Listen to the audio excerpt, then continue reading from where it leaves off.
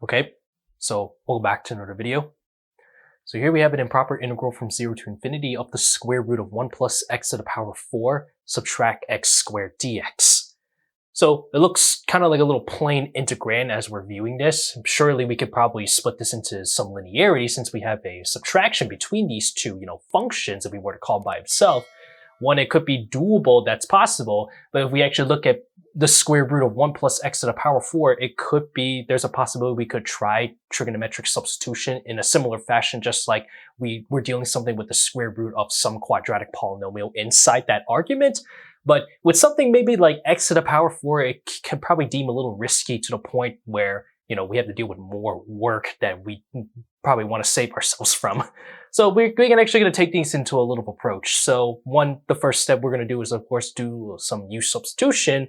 Then as you'll notice that performing that u substitution, we have some things that we have to simplify and it gets a little, chaotic indeed. But we'll also utilize some functions, some special functions to help make the simplification a little bit easier to work around with. So with that, let's actually just jump right in. So suppose that if we do the u substitution, I'll let u equals 1 divided by 1 plus x to the power 4. Yes, kind of seems a little strange since we don't have a 1 divided by 1 plus x to the power 4, but we have a 1 plus x to the power 4 to that, similarity that we can actually, work around with / rearrange. So if I were to solve this on its own for x, just to be on the safe side, and it's also if we want to differentiate such that we can actually replace it for a different differential for du easily, then if we solve this by itself, then I have something like, to save all this out, we have that this is x is equal to 1 subtract u divided by u. Rather, it's 1 divided by u minus 1, but let's actually, simplify that out a little bit easier to work around with for the future. So, and then afterwards to the power 1 to the exponent 1 over 4. So differentiate both sides. I have that dx is going to equal to, so apply the chain rule. So 1 divided by 4 multiplied with 1 minus u divided by u. Then subtract the 1 from the exponent, so negative 3 over 4. And then take the derivative of the inside, which is negative 1 divided by u squared, and then du. So with this now, I'll call this capital I as our integral that we want to calculate. And we have to change our bounds first since we're converting this into the world of u. So if I plug infinity for x, that means that's going to approach 0. And if I plug 0 for x, we're going to have that's 1. Then putting everything back together. So now this is actually going to be the fun part of simplifying afterwards, but let's write this out in full first. So putting this back, I have that we have the square root of 1 divided by u. Then subtract the square root of 1 minus u divided by u. So that's what's in that parentheses. Now we just substitute our dx differential, that substitution. So now that'll become, so we have 1 over 4, then 1 minus u divided by u, then to the power negative 3 divided by 4, then multiply with negative 1 divided by u squared, and then du. Okay, so of course, with everything that we just see here, we're going to have to do some cleaning up. Luckily, this actually makes things nice. For one, that we have a negative, and we have to change our bounds for the integration, so that negative excludes itself out. And then what I'm going to do next is I'll also factor out the 1 over 4 constant from outside. And to put things a little more easier on how for the readability, I'm actually going to change these radicals such that we're actually looking things at the exponent notation. So we'll have 1 over u to the power 1/2, or 1 minus u divided by u quantity to the power 1/2 and all that. So the accessibility of readability is a little easier to, analyze. So performing all that out, I'll have 1 over 4, then multiply with the integral from 0 to 1 of, now we'll have, so 1 divided by u to the power 1/2, then minus 1 minus u to the power 1/2, and then divided by u to the power 1/2. And then so we'll have 1 minus u to the power, so I'll distribute this in as well, so negative 3 divided by 4, and then on the bottom, so u to the power negative 3 divided by 4, and then multiply with 1 over u squared, and then du. And now to simplify things even further, and to do things another one step ahead, that will also apply some linearity with the subtraction over here. And now we'll have that clean things up, I'll have 1 over 4 multiplied with the integral from 0 to 1 of u to the power negative 7 over 4. So distributing the u squared into here, and then putting that product together, and then multiplying everything with the distributed property.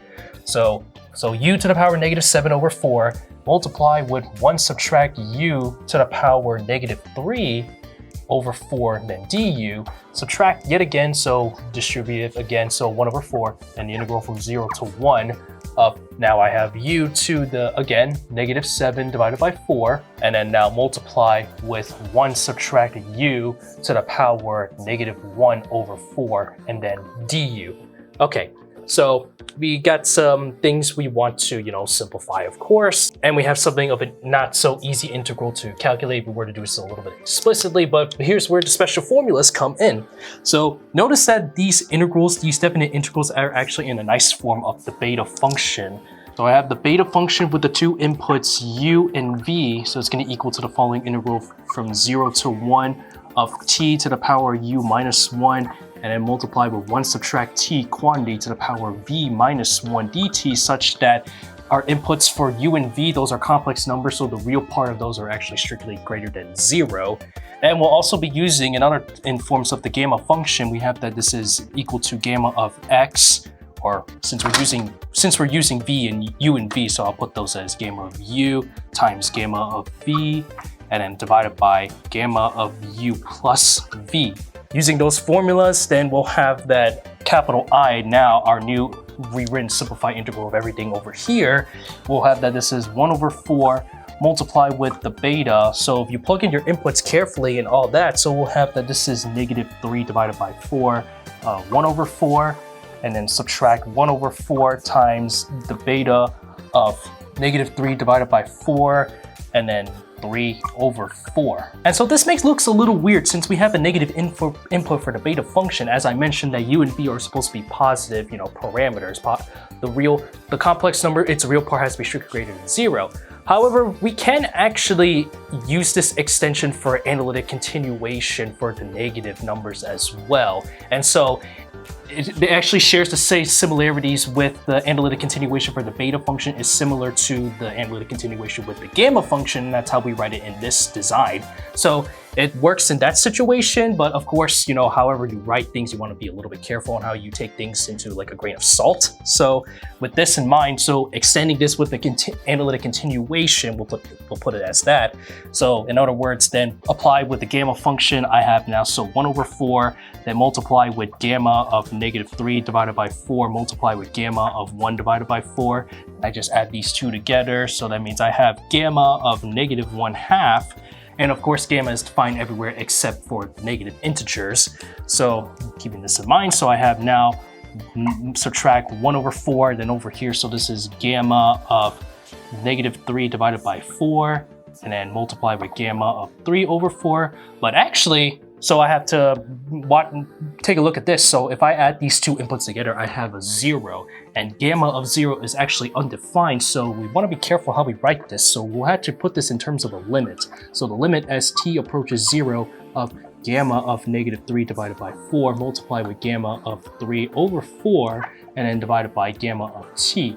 So of course, if you take things as a limit for gamma approaching 0, it's actually going to come out to, however you look things at the left-hand side or the right-hand side, infinity or positive infinity or negative infinity. However, how you put the justification for here, it's actually, this whole thing is actually going to approach 0. So this whole thing just vanishes. And so we're just left with just 1 over 4 multiplied with gamma of -3 divided by 4, multiplied with gamma of 1 over 4, and then divided by gamma of -1/2.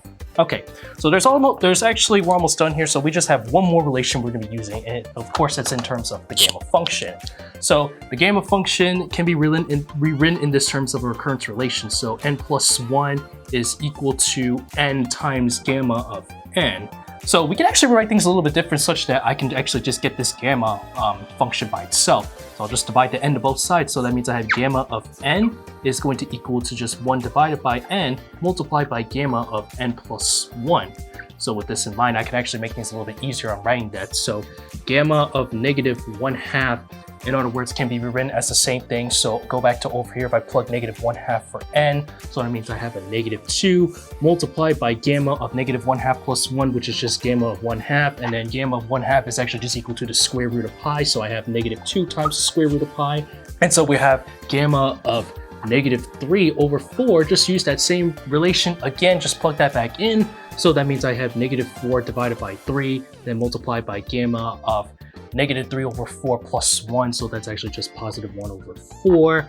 And so that just leaves us with I is equal to, so put everything back together, I have 1 over 4, then times, what is it, negative 4 over 3, and then putting gamma 1 over 4, then sort of square that, and then divided by 2 times the square root of pi. And so we simplify out, so of course I have that's the negative over here, so negatives will cancel, 4s will cancel, the 3 will go on the bottom, so that means I have a 6 times square root of pi, and so that'll just leave us with gamma square of 1 over 4, and then divided by 6 times the square root of pi.